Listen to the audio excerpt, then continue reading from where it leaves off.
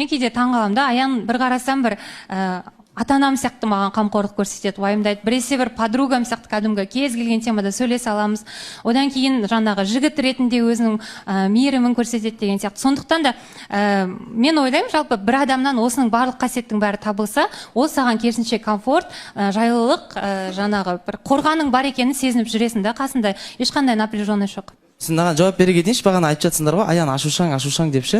Мынандай нәрсе болады. Маған осы күнге дейін ең ұнамайтын қыздар қатарынан бір мінез бар да.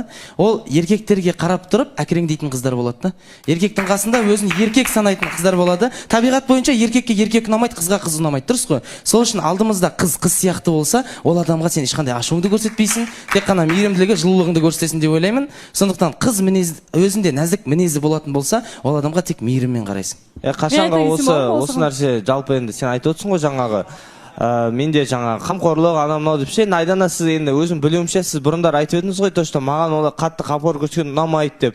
Енді сіз өз сөзіңізге қарсы шығып тұрсыз да, маған осы нәрсе ұнап жатыр, комфорт анау мынау деп ше. Бірақ та мысалға осы нәрсе осылай жалғаса берсе, әр нәрсеге контроль мысалға алып кетіп әр нәрсе